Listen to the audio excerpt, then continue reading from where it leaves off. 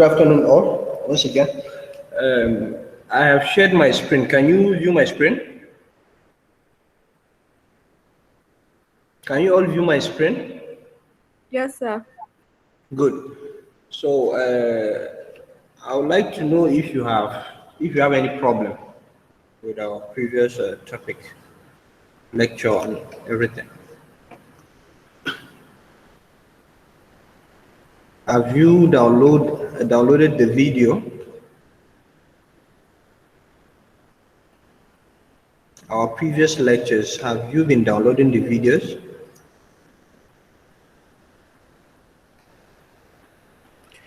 It keeps saying file not available for last week's lecture. That's why I said you have to send me a request and then I will send it to you. This is the new system. You must have to send a request before I will approve it. I have approved it to so many students and I'm sure they have watched the videos. I don't know. Do we have anybody that have watched our recent video, our last video? Anybody? Do we have anybody here that have watched our last video?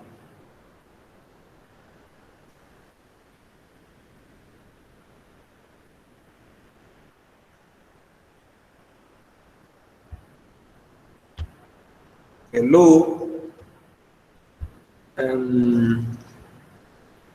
Valerie. Valerie, Yes, sir. have you watched our last video? Our last lecture? I was there, sir. Yes, I know. My question is, have you watched the video? Lillian, do you watch our last video?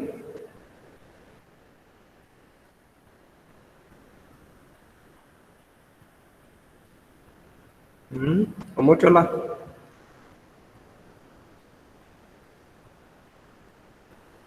No, sir, I didn't. Muhammad Zakari, but it's there. All you have to do is to send a request. Once you play the video, it will give you an option to send a request. Then I'll approve it. How come you haven't watched it? Seems like all the 13 students I have here online haven't watched the video. This is bad. You're supposed to watch the video before our next lectures, so that you will not be left behind. Jemima,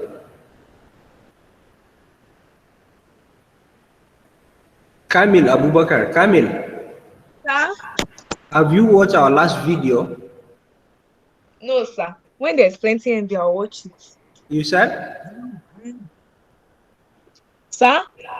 Do you have the video? Yes, I have it. Are you sure you have downloaded the video? 100%.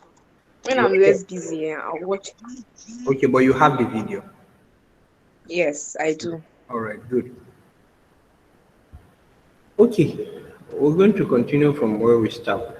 Our today's topic is DC network analysis. DC network analysis. Muhammad Zakari, are you with us?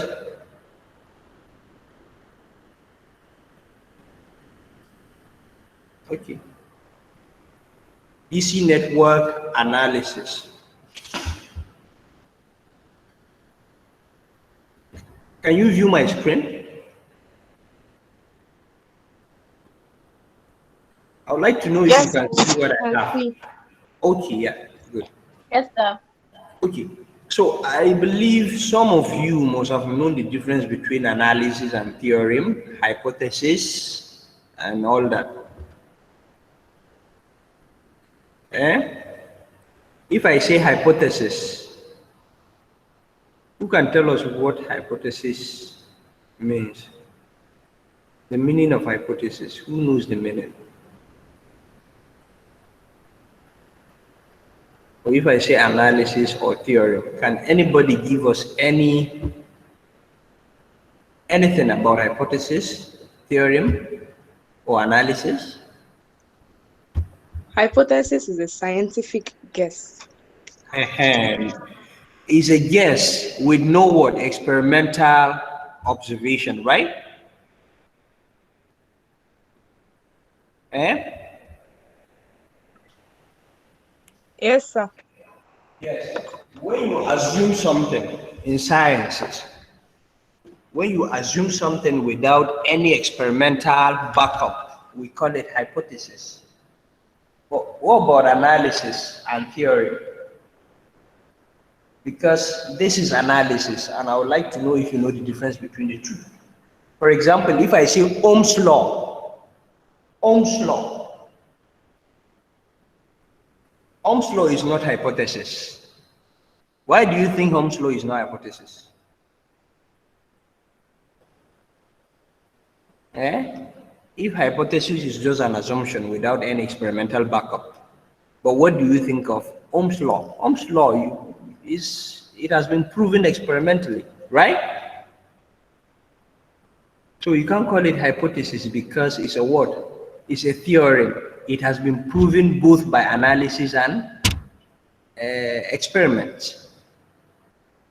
So if I say analysis is like a starting point to formation of a theorem. For example, if I want to come up with a theorem, I have to what? Use some mathematical tools, maybe in sciences. So those mathematical tools, maybe it could be based on what? Hypothesis. You will come up with what? The mathematical tools. It might be based on what? Assumption. But after your analysis, then a theorem can be formed based on what? The analysis. But if I say theorem, is more like what? The end point of analysis. You have done analysis to what? To check whether something is right or wrong. And at the end of your analysis, you'll be able to come up with something that will what? Be called a theorem, because it has been what? Confirmed by analysis. So analysis is more of what? Assumption. We don't really know where we're heading to. We don't really know what the answer would be. But what? The process is still what? The process is still under assumption. More like what? If you can remember, let me give you another example of analysis. Pythagoras theorem is a very good example of analysis. It's a theorem, but it started based on what? Analysis. For example, I can say that yes, current will come through, if I have two power sources, 20 and 40, I can say that yes, the current that comes from 40 volt will definitely oppose the current that comes from 20, because 40 is greater than 20. So this is what? Hypothesis based on what you are expecting to be correct. But without any experimental observation, we can't call it what? We can't call it a confirmed theory. And also we'll have to go through some analysis based on what? Mathematical expressions to be sure that yes, our final solution is correct. So today we're going to carry out analysis of what? DC circuit network.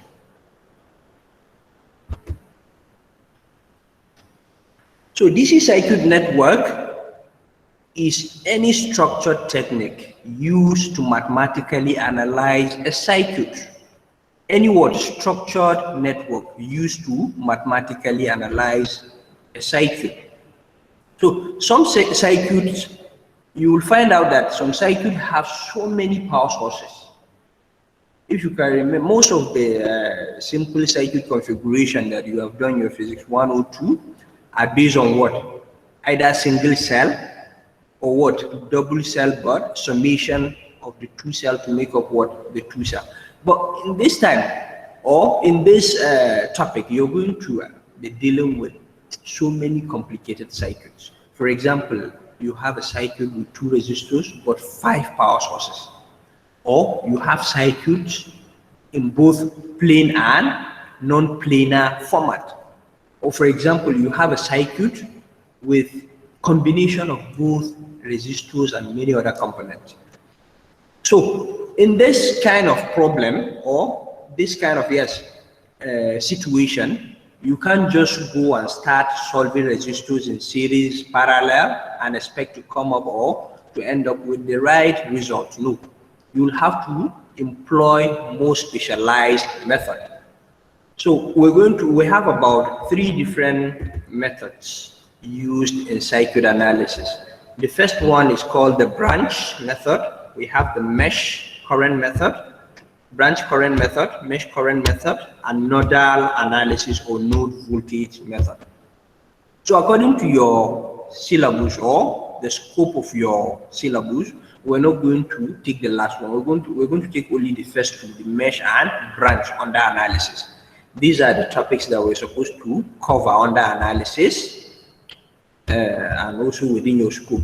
But for those of you that will offer physics 310, I think only engineering students that will offer physics 310 will have to learn more about model analysis. But once you know the 2, I think you'll be okay. The last one is like a repetition or a different method, but still you end up with the same thing. So we're going to start with mesh and branch analysis. But before we go into it, what do we think? Where do we think we're supposed to apply mesh? And also, where do we think we're supposed to apply branch? We should know the difference between the 2. We have so many differences between the 2, based on analysis and based on application. So mesh analysis is designed to solve a planar problem. When I say plane problem or plane circuit, okay, I'm about to share my board with you. Yes,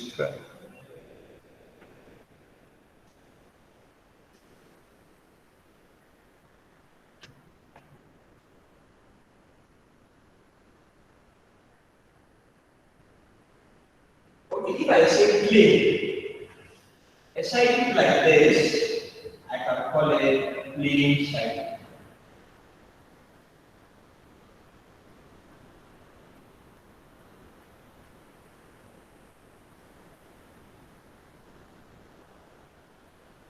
This is a plane circuit, more like the circuit is in 2 dimensions. But what if you have a circuit like this?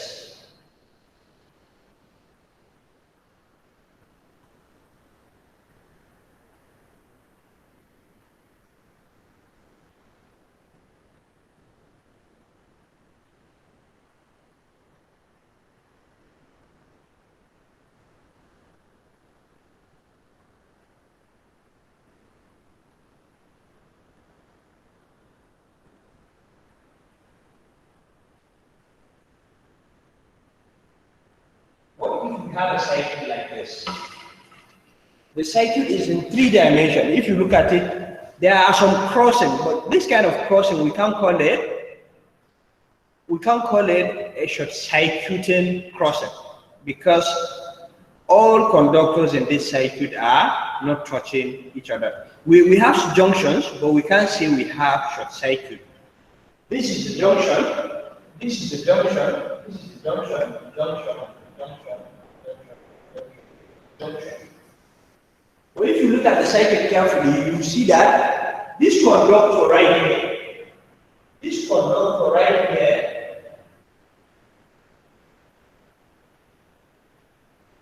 is not touching this one. And also, the conductor here is not touching this one. And also, the conductor, yes, this one, let me give you a clear picture.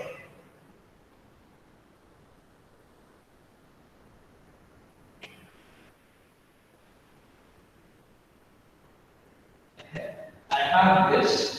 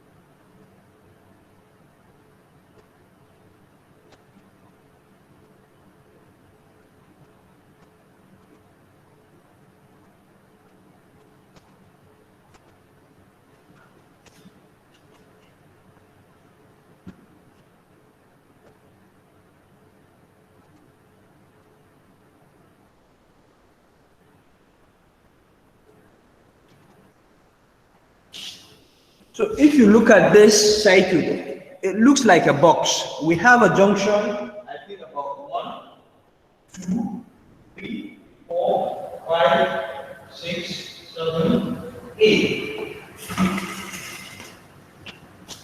So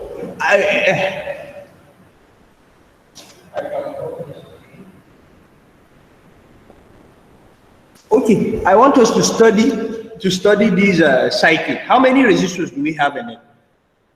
The circuit in 3 dimensions that looks like a box. 4. 4 resistors. Good. How many power sources or electromotive forces sources?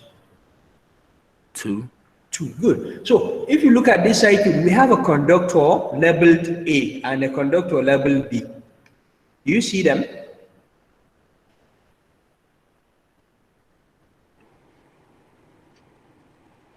Hello?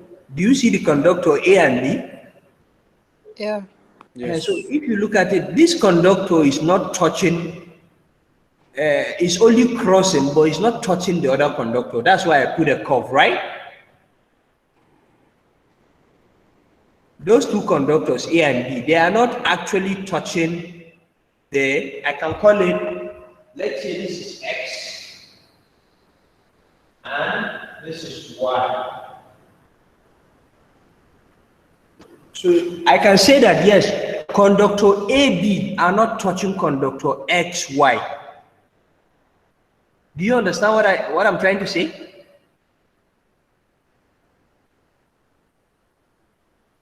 Hello? Why are you Yes, so sir. quiet? Yes, sir. Okay. Please answer me if I ask. When I ask, please say something. Don't stay quiet. This is like a box. We are sure that yes, the vertices and the curve or corner of a box are not touching each other, right? It's more like Yes, a sir. box. So I put that curve to indicate 2 conductors not touching each other. That's what I did. Just to make it clear for you. Do you understand? Yes, sir. Okay, so with this, I can say that yes, one is plain circuit while the other one is non-plain circuit. Do you understand? So it's a bit complex if you look at it. It has a shape of what? Box. Even though we can open the box and restructure the circuit to make it planar, we can make conversion to make it what? From non-planar back to planar. Do you understand? So circuits that are plain, we use mesh analysis.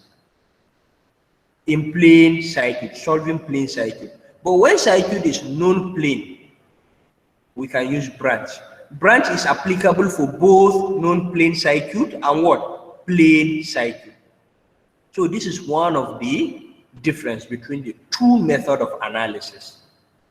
Are you with me? So let me give you one good example of what non-plane circuit being converted to what? Plane circuit. For example, we have this.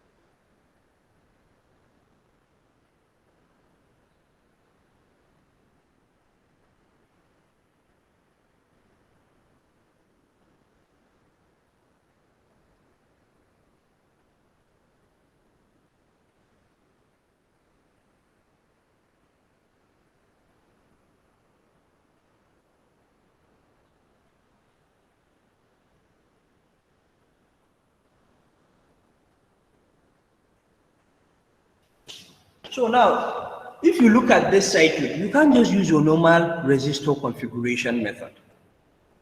It's too what? Complicated for you to start saying this resistor and this one are in series, these are in parallel. So you have to use what? Either make the conversion back to what? Plane, because it doesn't look like plane. It looks like what? A box with vertices, right? Are you with me? Yes, sir. So this same circuit, we can change it. We can change it looks by saying, yes, I have resistor here, and I have power source here, and I can take this one. I can make it like this. And then the other one that crosses, for it to be clear, I can take it from this side.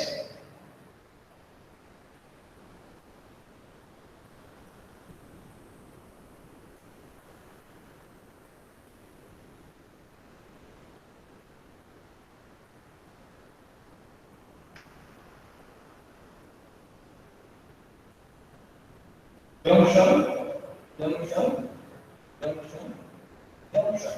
So now I have my R1, I have my R2, change it to this position, R5 is now here, but R4 is still the way it is, and R3 are still where they were. And then I have my R6 here.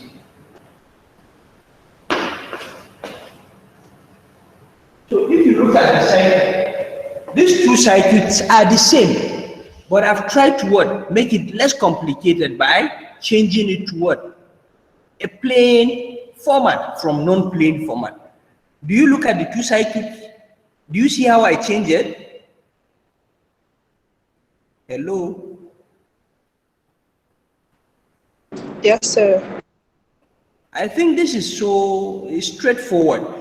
Because if you look at it carefully, you see that yes, R2 is in series with R5, even from the initial circuit. It's in series because the two conductors are not matched together. It's not actually a junction that we have at the center of what the box. It's not a junction. It's only showing what? Crossing of two wires without touching each other, right? Yes, sir. Are we okay? Okay, so now we're going to move to DC circuit and solve some problems by using both mesh and branch analysis. So before we go into it, there are some things that you're supposed to know about mesh and branch so that it will be easy for you.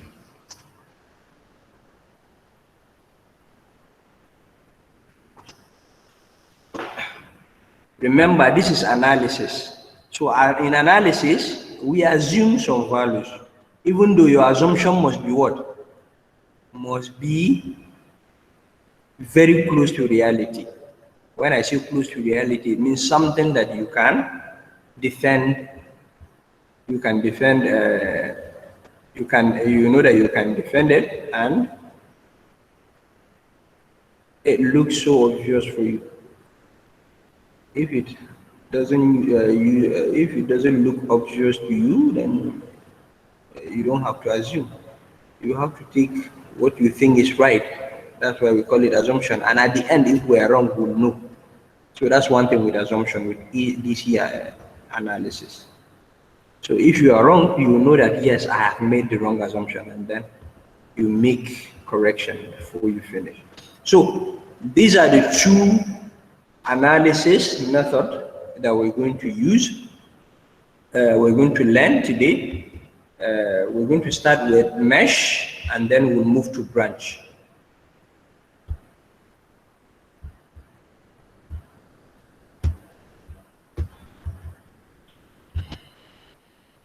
So here is a problem. We have a circuit. What can you call this circuit? Is it plain or not? Plain. Okay, it's plain. That's very good. And how many power sources do we have in it? 2. 2. Well, how many resistors? 3. 3 resistors. Good. So now we're going to use both mesh and branch analysis at the same time, because no matter what analysis you are given or you are asked to use to solve a problem, you should know that you're going to end up with the same result. If your results are different, then you're wrong. You should know, because analysis must give you the same thing. If analysis will give different values, then we can be certain we can't be relied on analysis. Nobody will rely on analysis. So we can't make a theorem based on analysis if two analysis, or yes, if two analysis will give two different results on the same problem, then we can't rely on analysis. So you should know that no matter what, your analysis will end up with the same solution. So I'm going to take this problem and we're going to apply both mesh and branch analysis to solve the problem.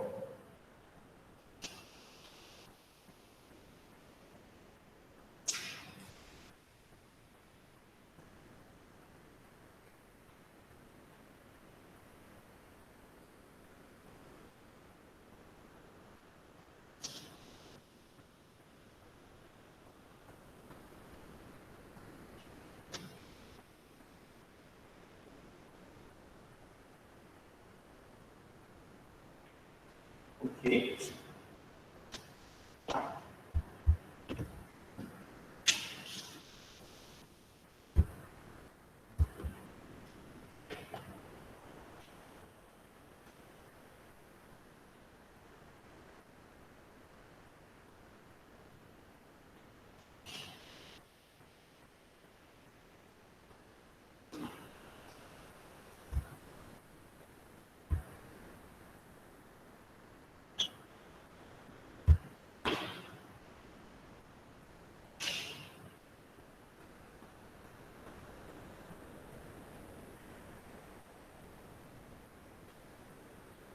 So I have my two power sources and three resistors.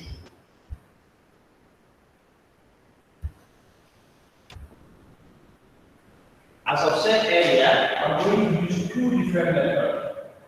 The same one analysis. I will start with mesh, and then I will end up with branch. Or yes, I will start with, I will move at the same time actually, but let's start by taking some notes between the two. So one of the things that you should consider is, in mesh analysis, we only apply Kirchhoff voltage law. Application of Kirchhoff current law is not what applicable for mesh analysis. These are the difference between the two analyses. So for mesh, Kirchhoff loop rule for voltage is not applicable.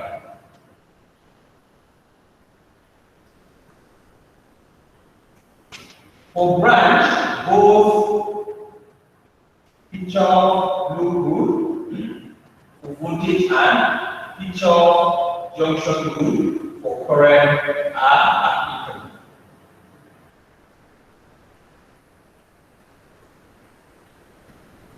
And then secondly, for mesh analysis,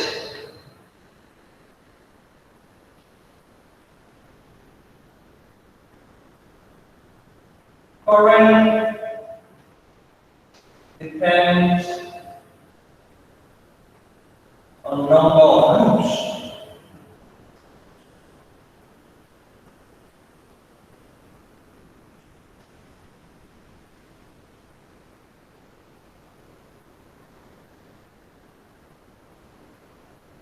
Current depends on number of resistors.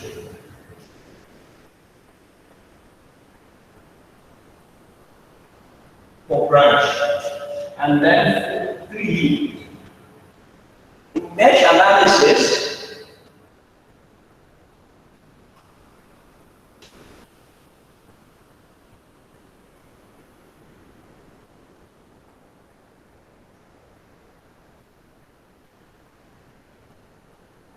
resistor in common to both loops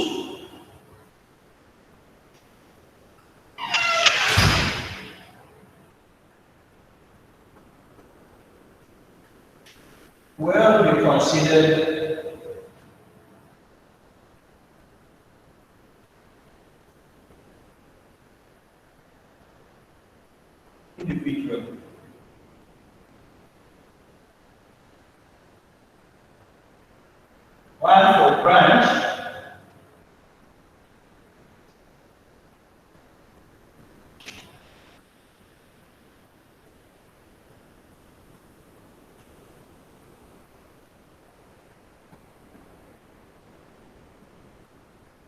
we consider it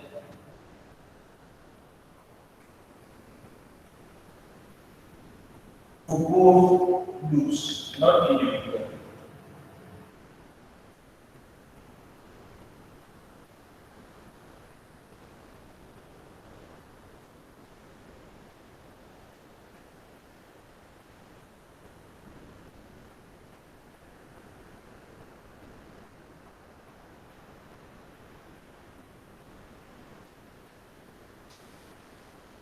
Resistors in common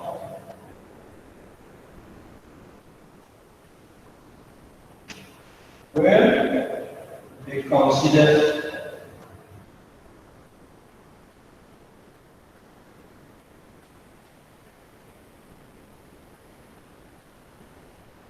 in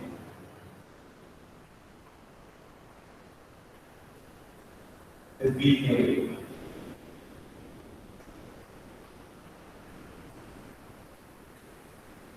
And then for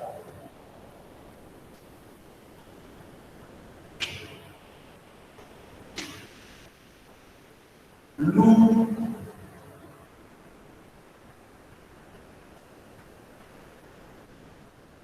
loops are present. You must have loops.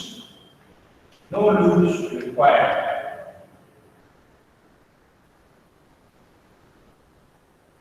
So for now, we'll stick to these four differences. These four differences between mesh and branch analysis. And as we go forward, we'll get to learn about more. But believe me, these are the most easiest analysis. And we're going to take our time in solving problems.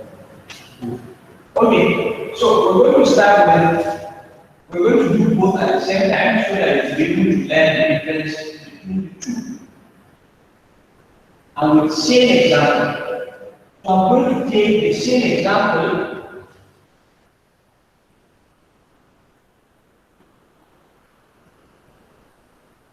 and we're going to apply our rules.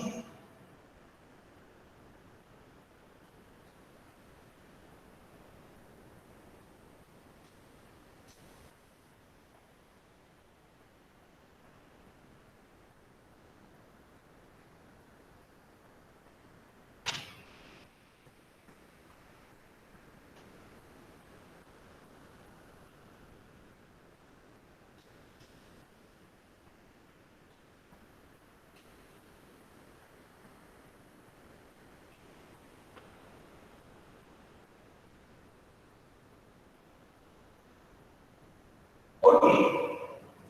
So as I've said earlier, we're going to start with mesh and then we'll move to branch. So if you look at the circuit, remember the first rule I gave you is that mesh analysis required only the application of one law. In all our analysis, in all our DC networks and AC network, we're going to be dealing with Kirchhoff law. That's why I said the law. That's why I said last week that you're going to work with Kirchhoff law in almost every topic in electronics.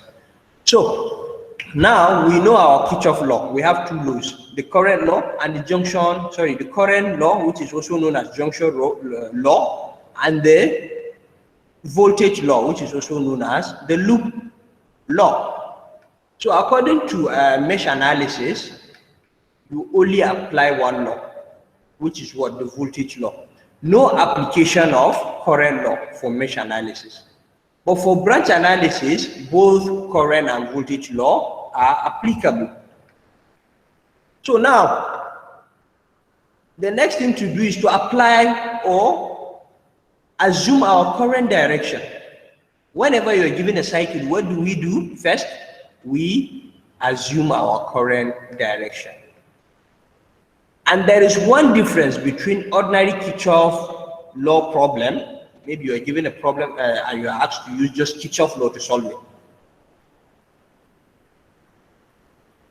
There is just one difference between that. If you can remember, last week I said in choosing your loop or yes, in choosing your loop, you're going to take the direction of the greater voltage. But this time, for mesh and branch analysis, you're going to assume both are what contributing. You don't take one and ignore the other one. So now let's start with mesh. We have two power sources, 28 volt and 7 volt. And we have three resistors, 4 ohm, 2 ohm, and 1 ohm. So now in assigning our current direction, we can choose our positive terminal of the two power sources. And yes, assume our current to be in the upper loop. That's what it means. Or our current is going to be moving upward if we're going to choose our positive terminal as our sources of current. So now we're going to have current coming from this one and also from this one. And then our current will move this way and also this way. And at this junction, we should expect our current to meet together and then go through one conductor. This is for mesh analysis. And if you can remember, even last week in our ordinary Kirchhoff law, we use the same thing. We choose the same direction of current, where the power sources are where the positive terminal of our power sources are facing. So now I have chosen my current direction for mesh analysis. The next thing to do is to apply our loops. So I want somebody to tell us where the direction of our loop is going to be. Can anybody contribute in this? Where do you think our direction of loop would be? Anti-clockwise. Anti-clockwise? Why anti-clockwise?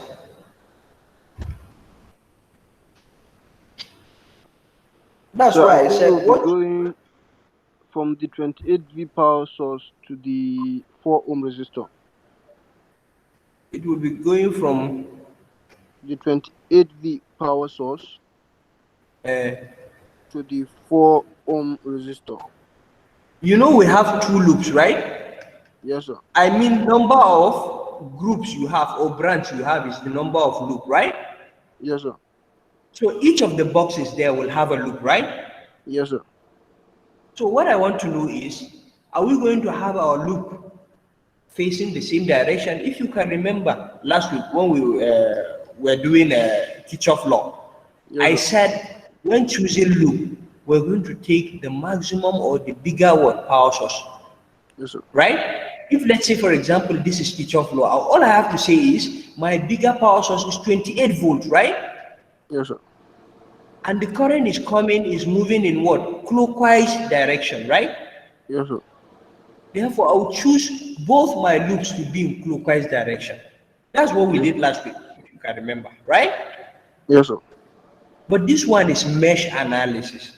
And this time, you can't just ignore the other power source and say, yes, I'll take the bigger one. No, you will have to say, yes, both the two power sources are contributing. Therefore, both are going to take a different loop.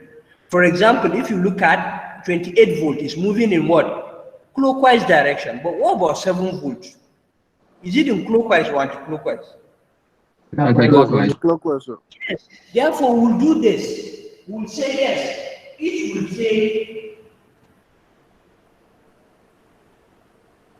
a separate or different loop according to what?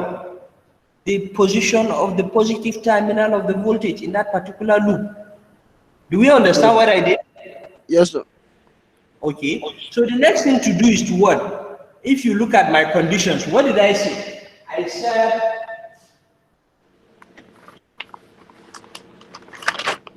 only Kirchhoff loop rule.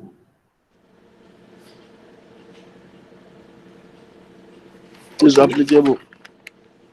Yes, but I said it's not, it's a mistake. It's applicable.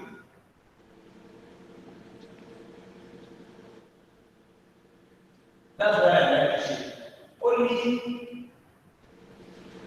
Only Kirchhoff loop rule for voltage is what? Applicable in mesh analysis, right? Yes, sir. So we already know that we're going to be dealing with only one law, no current law for mesh analysis. Yes, sir. You understand? Secondly, I said current depend on what? number of loops, right? Yes, sir. So how many loops do we have? Look at our problem. How many loops do we have? Hello? So, Two loops. Therefore, we're going to have just two currents. Do you understand? Yes, sir. Just two current. So we're going to have just, because current depends on number of loops, therefore we're going to have just I1 and I2. But if we go back to the branch analysis says current depends on number of resistors, meaning we have three resistors, therefore we're going to have how many current? 3, sir. 3, good. But now let's finish mesh analysis so that we will not confuse ourselves, right? Yes, sir. So for mesh analysis, we already know that yes, number of loops depend on number of what? Current. Therefore, we have 2 loops, so we're going to have 2 currents, I1 and I2. So the next thing to do, since we have already assigned our current direction and we have what? Assigned our loop, the next thing to do is to what? State our law, right? But which law are we going to state for mesh analysis? Only Kirchhoff loop rule for voltage, right? Yes, sir. Meaning we don't have any current law. So we only have Kirchhoff loop rule for voltage. And remember, voltage law comes in two, it depends on what number of loop you have also. If you have 2 loops, you should know that you're going to have 2 equations, but current law remain the same all through. Even if you have 200 loops, you still maintain the same one current law. But remember, since we are dealing with only one law, which is loop rule, or also known as voltage law, then we have to abide by it, which is what? To give it the number of equation it requires. So we're going to take each loop at a time. So, by stating our law, the law says the summation of electromotive force and potential difference within a closed loop must be equal to 0. That's what the law says. Summation of electromotive force, EMF, and potential difference within a what? Within a closed loop. Within a closed loop must be equal to 0.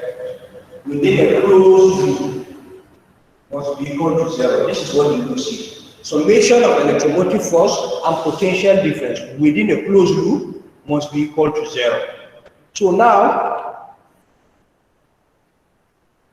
we are going to take each loop at a time. Let's start with loop 1. Let's say this is our loop 1. But remember, we have 2 junctions. Our junction is AB.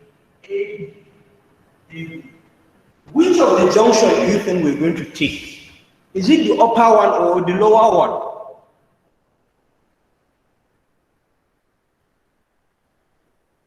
Hello, which of the junctions are we going to take for mesh analysis? Is it the upper one or the lower one?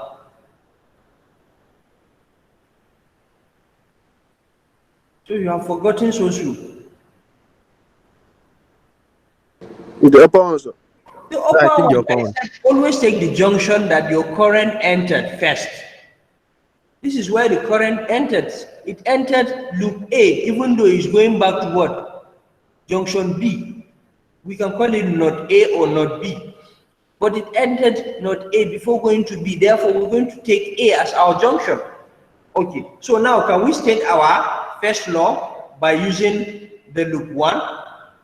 When I say loop 1, I mean the loop where you are having a current I1. If I say loop 2, I mean the loop with what? Current I2.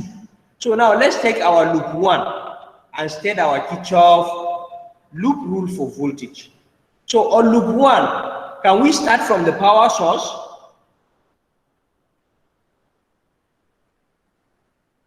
Hello, can we start from the power source? yes, sir.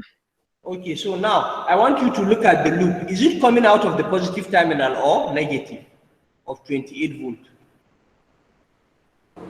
Positive, sir. Positive. So what do we have? 28 V, sir. We have 28 positive. Then after our electromotive force, what do we have next? We have potential difference, right? If you look at the position next to 28 volt, we have 4 ohm, right? Resistor, 4 ohm. 4 ohm. This is 2 ohm and this is 1 ohm. So in position of 4 ohm, I want you to look at the current flowing through 4 ohm and the loop. Are they in same direction? Yes, sir. So what do we do? Yes, sir. That means it's going to be negative, sir. Negative what? Potential Negative difference. 4. Yes, sir. Negative 4 I what? 4 I1, sir. I1, yes. Negative 4 I1. So do we have any other resistor?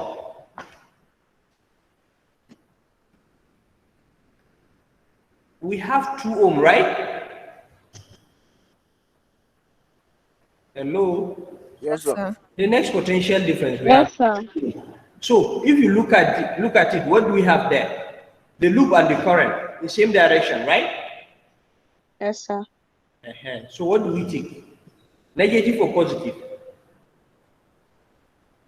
Negative, sir. Negative 2, right? Yes, sir. Yes, sir. Negative 2. 2 what? Is it I1 or I2? I1, sir. All right, let's go back to our law. Remember, these are some of the difference between ordinary Kirchhoff law and mesh analysis. So now I want you to go to the condition 3. Condition 3. What does it say? It says resistor in common to both loops will be considered in both loops separately. Will be considered in both loops. What I mean by that is, if you go back to if you look at this 2 ohm resistor, is it not in common to both the 2 loops? Yes, sir. It's in common because they share that 2 ohm in common. When you are dealing with second loop, you're going to have that 2 ohm in it. And also when you are dealing with the first loop, you have that 2 ohm in it. So what do we do? In this case, you're going to use both the 2 currents. This is for mesh analysis. You must use both the 2 currents. So how do we do that? You look at the current. You look at the loops. You look at the loops. The loop 1 is like this. Loop 2 is like this. And we have resistor in common between them, which is 2 ohm. This is I2 and this is I1. So what we're going to do is to look at, we've already gotten our negative 2. But we don't know how we're going to have our current. Is it going to be I1 inside the bracket or just I2 or the summation of the 2? That's where the problem is, or the question is. So what you're going to do is to look at the loops. The 2 loops are what? In different direction. The 2 loops are what? One is clockwise and the other one is what? Anti-clockwise. But on that particular resistor, if you look at them, are they moving toward the same direction or they are opposing each other? Same direction. Same direction. So if these 2 loops are facing same direction on that resistor which is in common to them, then what you're going to do is to sum them together. When 2 things are moving toward the same direction, it means they are what? Adding up to each other, right? Are you with me? Okay, let me give you a difference. So Yes, when sir. you have something like this, it means you're going to have I1 plus I2 in bracket. But what if we have this? What if we have this? What if we have this? What do you think will happen? We already have our minus 2. In our bracket now, if we look at the 2 loops, they are both facing the same direction, meaning they are both clockwise. But when it comes to that resistor which is in common to both the 2 loops, what do you think will happen? One is going to it's like this and like this. They oppose each other, so it becomes I1 minus I2. This is what will happen at the center. Sorry, I just made this. This is what will happen at the center.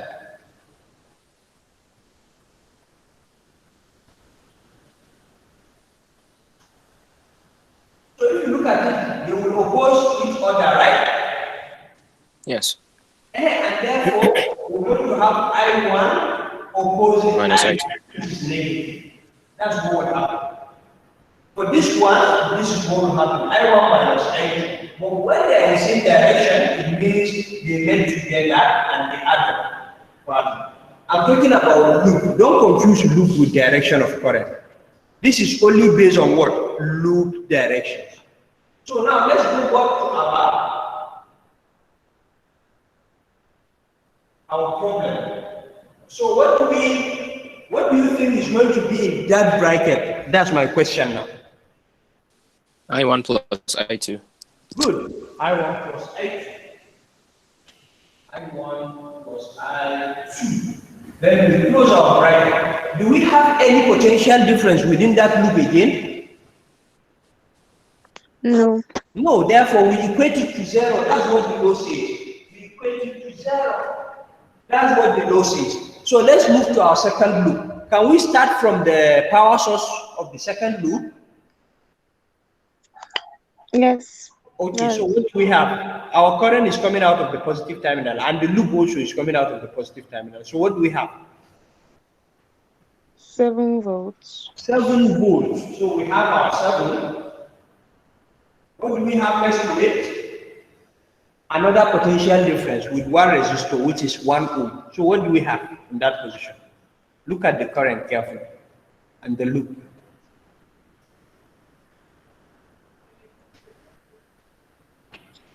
Hello, what do we have? Minus 1.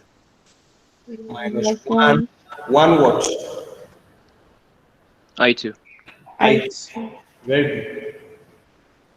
Minus, I can just say I2, right? Because it's 1. Yes. Okay. Do we have any other potential difference? Yes. 2. So what Yes. is it? Is it, what do we have? Minus 2I1 plus I2 again. Yeah, but you've made It one becomes mistake. minus 2I1 plus I2. Yes, you are correct, but you made one mistake. You said minus 2I1 plus I2. Remember, we are in loop I2 now. So anything you are doing, you're starting with Yes. I2, right? Are you with me? Yes. So it's supposed to be minus 2 what? Yes. Into what bracket? I2 I2 plus I1. minus Good. plus I1. Yeah. Even though addition is commutative, but you have to obey the rules because you don't know when it comes to, maybe you may have a problem where negative sign will appear. Hope you understand.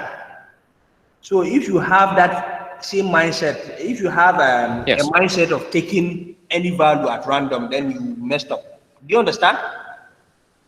So now, whenever you are given a problem, whenever you've reached this kind of stage, I will advise you to take the current, the loop that you are in. You take the current to be the first, followed by what? The other one which you are sharing. You are sharing with. Do you understand? So now we have minus 2. Yes, sir. I2, even though addition is commutative, plus 1 plus 2 is going to give us the same thing we know, but we'll have to obey the rule by taking I2 to be the first because we are in I2 loop. So it's going to be I2 plus I1. Do we have any other current or any other potential difference or electromotive force? Do we have any other? No, we don't. So we make it to 0. This is our 2 equations, equation 1 and equation 2. So this is mesh analysis. We only have what? 2 equations. Had it been we are solving for branch, we would have gotten what? We would have gotten 3 equations, including our current law. So now we are done. The next thing is to simplify our equations. Our equations are going to be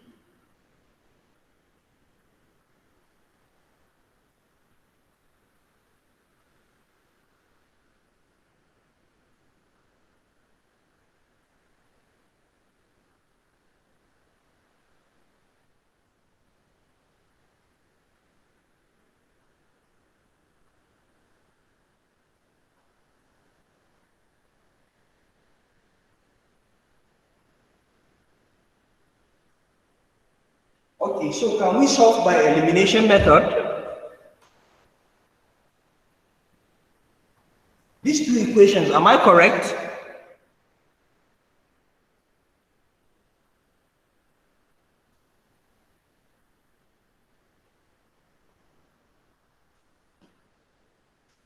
You are a bit slow today. I don't know why. Hello? You're correct, sir. All right, so let's simplify. You're correct, sir. By elimination, by eliminating I1,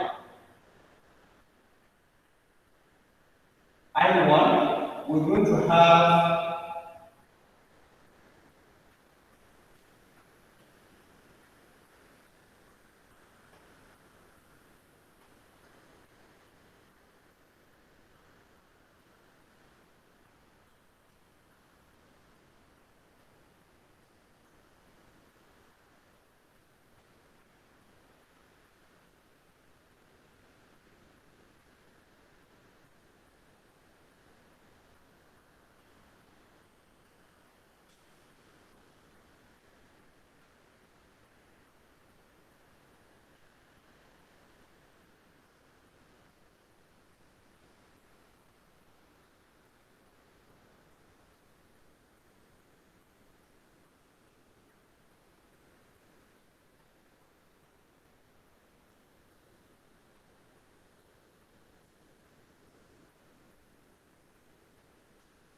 6 times 7 is it 42?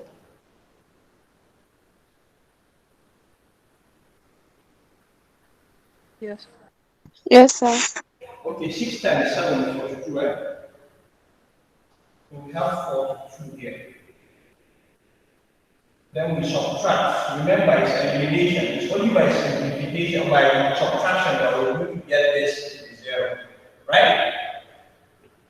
So this minus this, we have minus 14 I2 equal to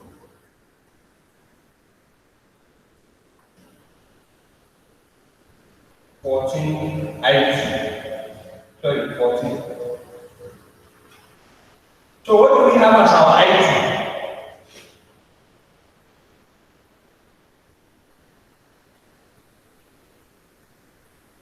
Are you with me? Hello? So We are with you. are we okay? Yes, sir. So we substitute for I2 Yes, sir. equal to minus 1 ampere in equation 1. Remember, you can substitute to any equation, you will arrive at the center. So if we substitute in equation 1, we're going to have, we know our I2 now. So it's going to be minus 6I1 minus 2I2. Our I2 is minus 1 now, equal to minus 28. This is going to give us minus 6I1 equal to minus 28 minus 2. Oh, sorry, plus 2.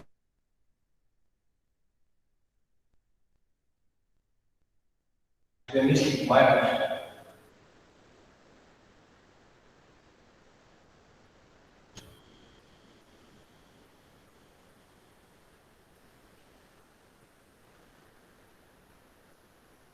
This is going to give us 3. When 3 crosses, sorry, 2, when 2 crosses become negative, right? So this is going to give us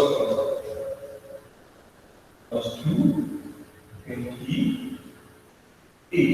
So minus 6I1 now equal to minus 28 minus 2. And then minus 6I1 now going to be minus 30. We divide by 6. Put with this, and I1 is now equal to 5 ampere, right? Are you with me? Yes, sir. Are you with me? Yes, sir. So now this is our answers. We have I1 equal to 5 ampere, I2 equal to minus 1. But when you see minus, what did I say? It means the direction of your current in position of I2 is what? Wrong, right? Wrong. Therefore, we'll have to go back and make our correction. But this time, remember, our correction is going to be on what? On our branch analysis, so that we arrive at the right answer. So what do? We go back and look at it carefully. This is the current I2 here. And the only resistor which is independent of any other loop beside, the only resistor which depend on only I2 is what? Please, I want you to look at loop 2 and tell me which resistor do you think depend only on that particular branch or that particular loop? The 1 ohm resistor.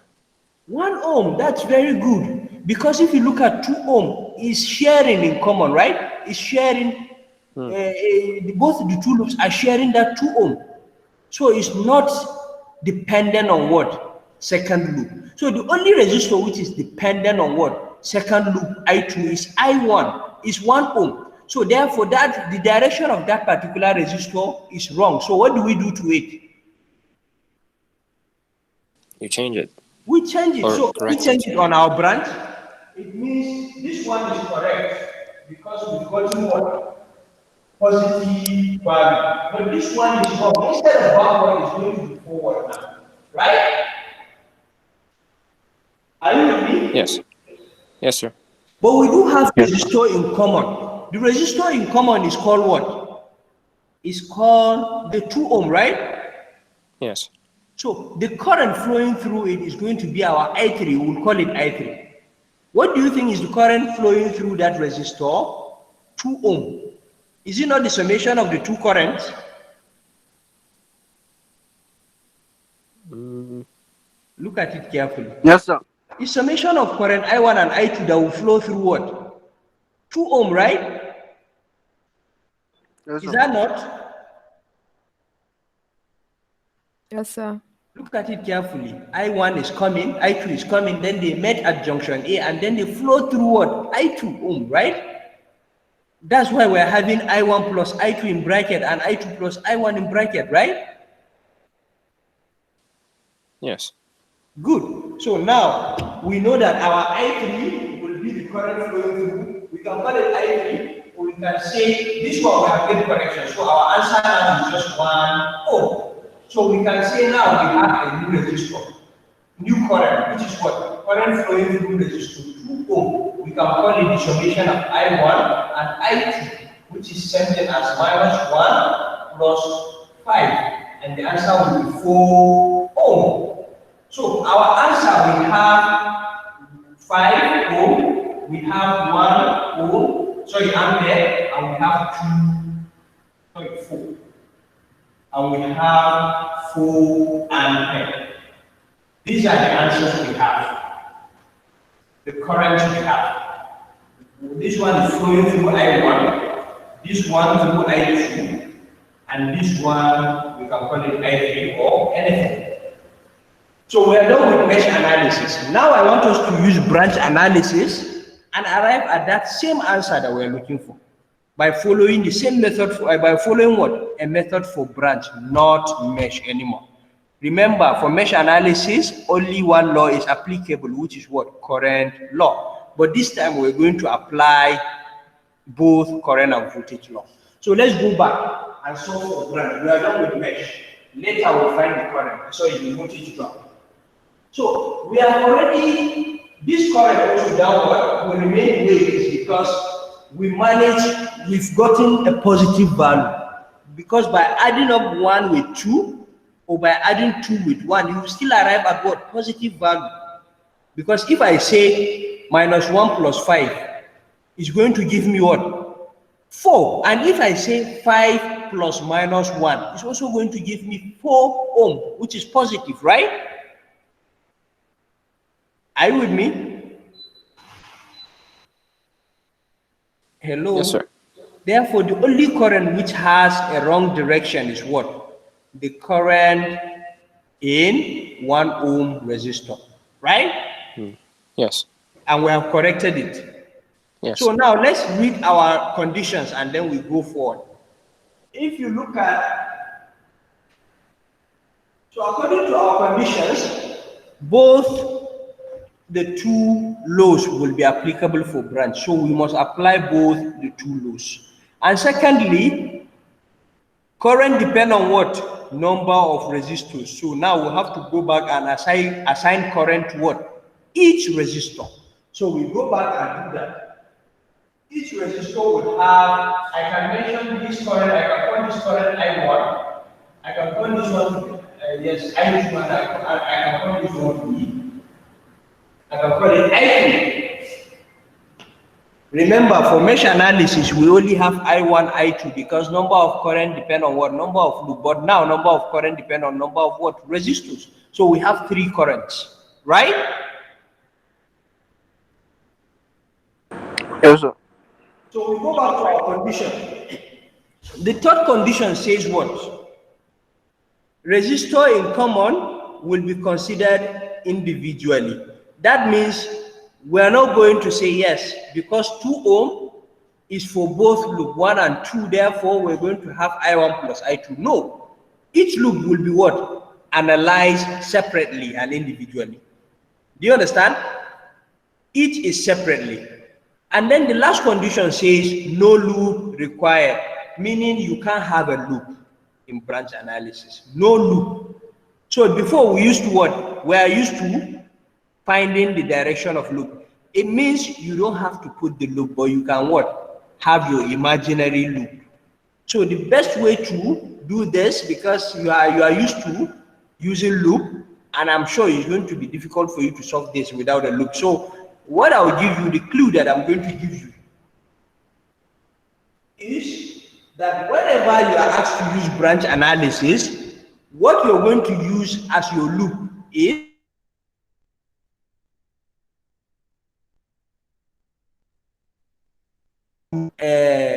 in your resistor, which is dependent on what? That loop that you are in.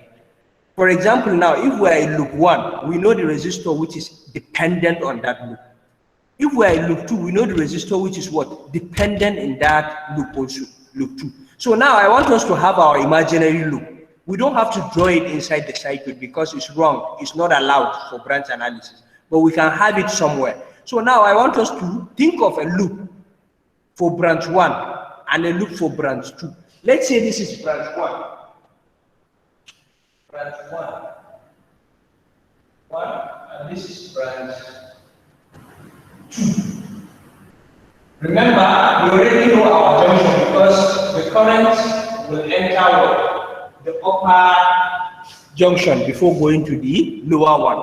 So now I want us to look at the resistors and see which of the resistors is dependent on each loop. Let's start with branch 1. Which resistor do you think is dependent on branch 1?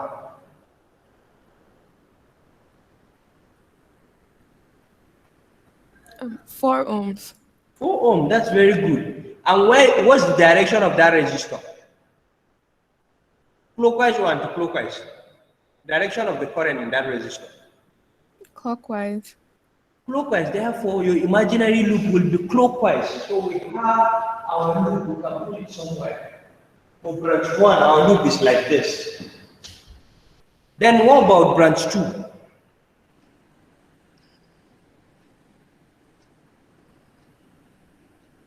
What about branch 2? What is the resistor which is dependent on that particular loop, branch 2? And tell us. 1 ohm. Eh? 1 ohm resistor. 1 ohm, and yes. Can you tell us the direction of that particular current? It's clockwise as well. Eh? Clockwise. Yes, so our imaginary loop for that particular branch is also going to be what? Clockwise. So now I want us to state our first law. Remember, both the two laws are required in solving branch analysis. If you go back to your first condition. Excuse me. Eh? Excuse me. Where's our? Why is what? Where's the loop going clockwise, sir? Okay, that's why I said no loop is required. Look at our last condition for branch analysis. No loop what is required, right? So for you to solve it, you have to have your own imaginary loop. You can't draw it inside the circuit, but you can draw it somewhere so that it will be a guide for you. So now, Yes, if sir. you look at the circuit, okay, I'm coming. If you look at the circuit now,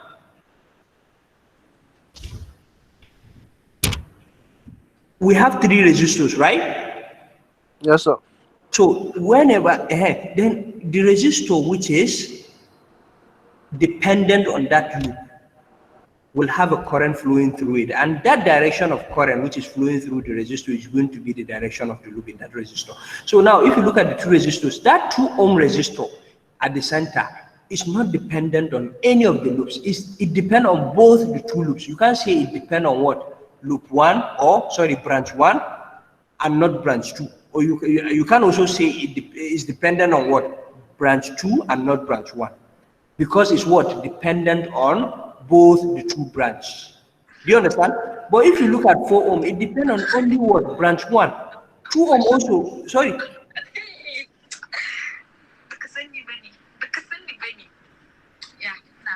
Ali, please, can you mute your speaker? Muted. Yeah, good. So I said, if you look at branch 1, you see that this 4 ohm, the 4 ohm here is, it depends only on that branch 1 because it has no any other branch sharing this 4 ohm, right? Therefore, the current flowing through it will be the direction of our loop in that particular branch. And if you look at branch 2, you see that only this 1 ohm is what? Dependent on this branch because it has no any other branch sharing this 1 ohm with. So we're going to have this 1 ohm as our what? Imaginary loop. The direction of the current flowing through it will be the direction of the loop in that particular branch. Do you understand it now, what I said? Yes, sir. Because at first I thought we were going to take direction of the loop from the The direction of the power source, battery. right? Hello? From You thought I'm going to take it from the power source, right? Yes, sir. No, you can't do that because this is branch analysis. Yes, sir. If it is mesh analysis, you take it from the power source. Do you understand? Yes, sir. Okay, so can we move forward? Yes, sir. Okay. So remember, how many loads are we going to use now? 2 loads, right? Because according to this branch analysis, we are required to use both what? Kirchhoff loop rule and voltage rule. Yes. Kirchhoff loop rule for voltage and Kirchhoff junction rule for current. So now let's start with Kirchhoff junction rule for current. I will going to have just one equation. But for Kirchhoff loop rule for voltage, we will have 2 equations. So, what do you think is our current law? Remember, Kirchhoff junction rule for current state that the summation of current entering a junction is same thing as current leaving a junction. So, can you tell me which current is entering and which one is leaving?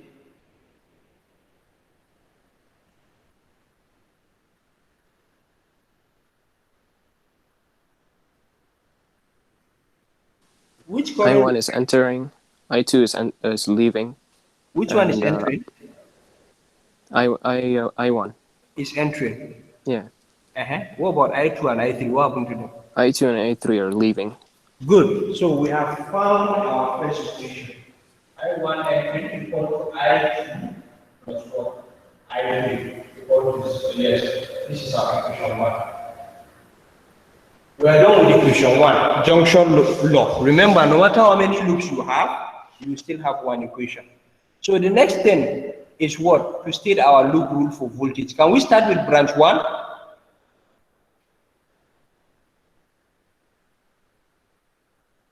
I don't know whether your network is bad or what, because you are taking time to respond. Yes, sir. Let's start All right. with loop 1. So, Branch okay, 1. can you give us loop 1? Okay. Sorry, branch 1. Let's solve branch 1. Can we start from the power source? Oh, yes. So look at the loop, our imaginary loop. Is it coming out of the positive terminal or what? It's coming out of positive terminal. So what do we do? So it's 28. Good. So what do we have next? Keep going, keep going. Minus 4 I1 Minus 4I1. Good. minus 2 I2. 2I2. You see, this time we don't say I2 plus I1, right? Yes. Yeah, we say I2 minus 2 equal to what? 0. Equation 2. Oh yeah, equation 3, what do we have? Let's keep moving. Minus 7 Minus 7. Good. plus 2 I2 Plus 2. Yes. and minus 1 I3 Minus 1I2. Very good. equals to 0. And Equals to 0. equal to 0. Equation 3. So now, how do we simplify this equation? If you look at equation 2 and 3, they are not the same because we have I1 and I2 in equation 2, but I2 and I3 in equation 3, right? Therefore, we need to simplify equation 1 and substitute into equation 3 for them to look the same so that we can use elimination method, right? Yeah. Okay, so from equation 1, we're going to make I3 separate formula. It's now equal to I1 minus I2. I can call it equation 1x. Then I can simplify equation 2 and 3 and make it, okay, I can substitute 1x in 3 to have a new equation. So now I'm going to have 2I2 minus my I3 now is I2. I1 minus I2. Oh, sorry, I1 minus I2. Is it I2? Yes. By expansion, we will have minus I1 minus is going to give us plus, so we're going to have plus 3I2 equals to 7, right? Yes. This is going to be our equation 4. So now, if I simplify equation 2, I can call it 2x by simplification. It's going to be 4I1 minus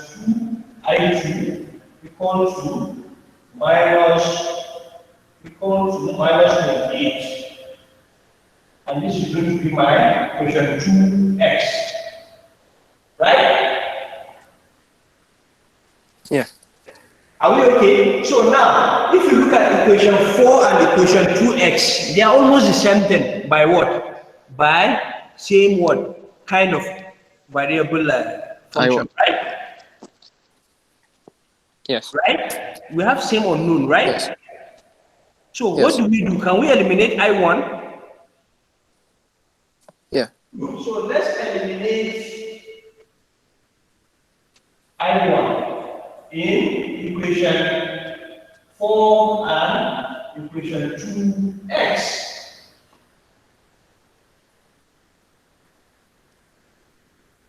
Our equations are 4 and 1. We have 4I1 plus 4I1 minus 2I2.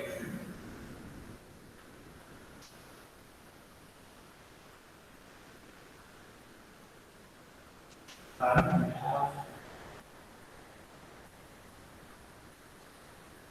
minus I1 plus 3I2.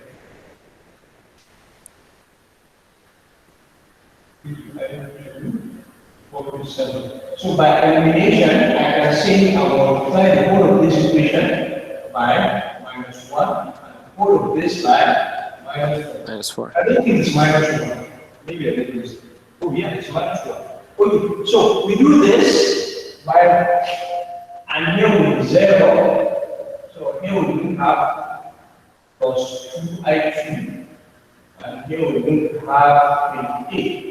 And for this one, 4 multiplies this, we're going to have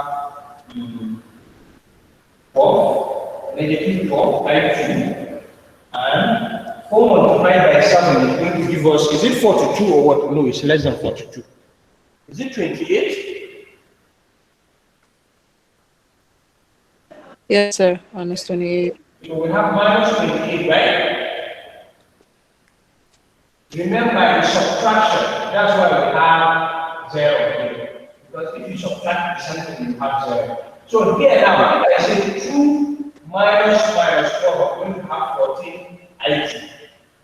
If I say 28 minus is plus, I'm going to have 28 plus 28, which is 56, right? Right. Am I correct? Yeah.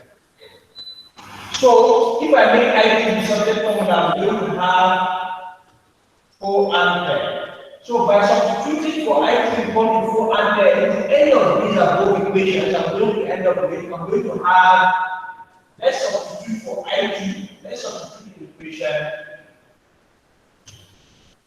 2x. Remember, equation 2x is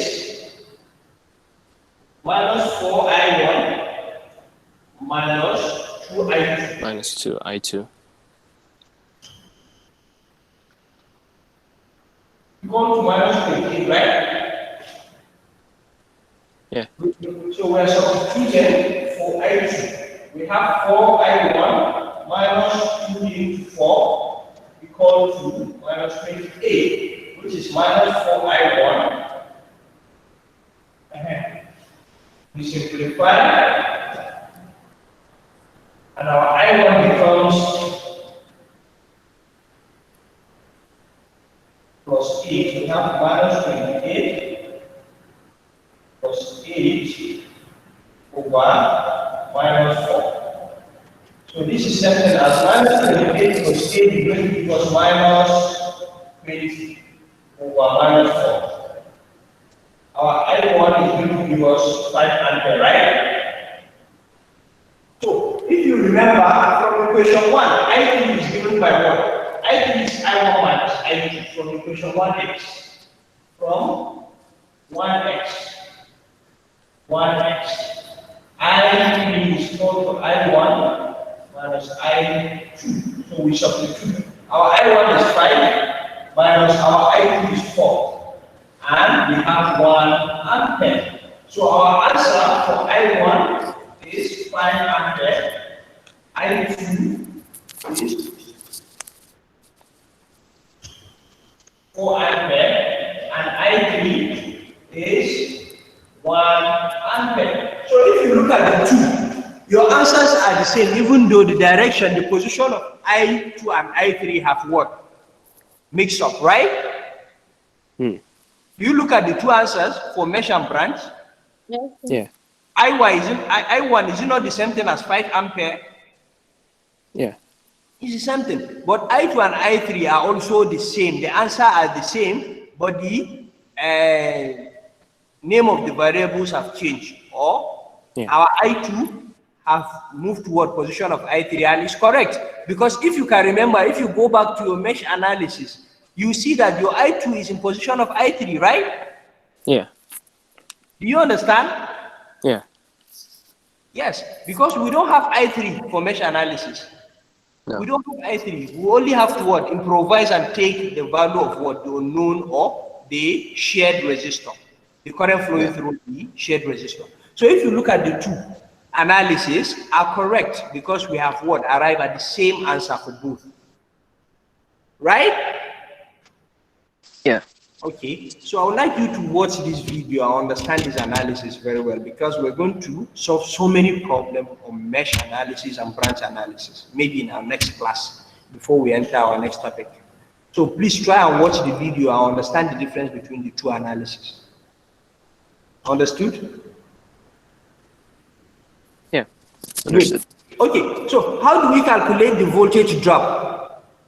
This is very easy. Voltage drop, how do we calculate it? Is by using what? By applying Ohm's law. Voltage drop through R1 resistor is going to be V1 equal to I1 multiplied by R1.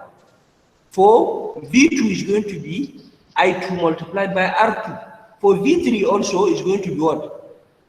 I3 multiplied by R3. So please, I would like you to complete it.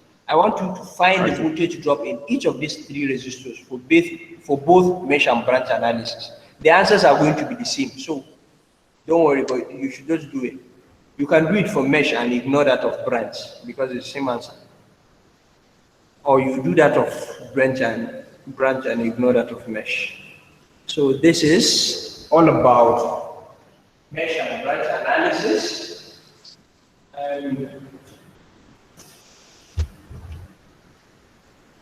Please, if you have any question, you can ask before we sign our attendance.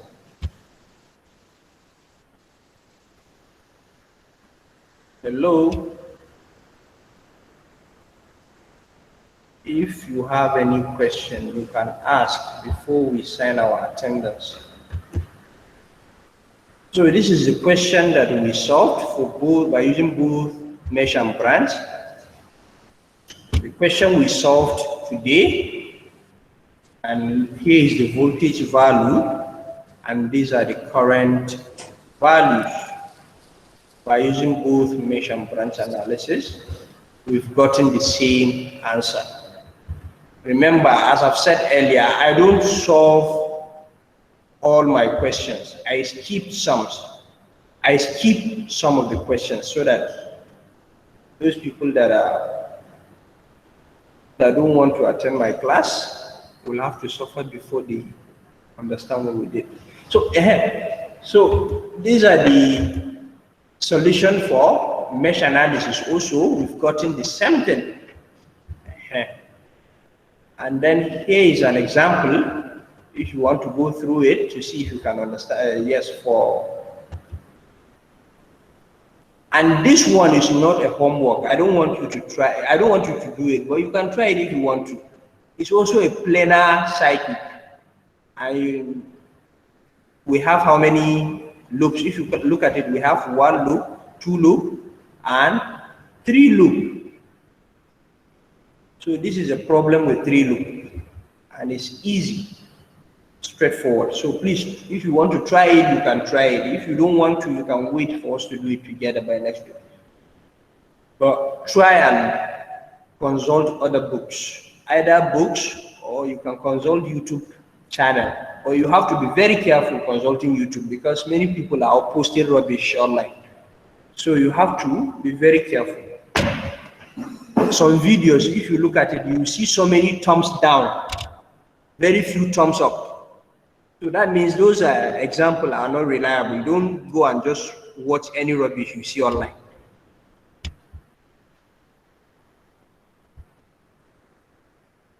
So I believe you don't have any question to ask. None, sir. All right, please try and watch the video. Watch the video over and over. In case if you have any question, you'll be able to. Yes, if you still have any problem, then you can either post it to the group or you let us know. You send it to me before we start, before we continue. Sir, I'm not part of the group. Oh. Before we start solving examples, then I'll make sure that I attend to your problem before we move forward. Okay, somebody wants to say something? Yes, sir, I'm not part of the group. Can they please add me to the group?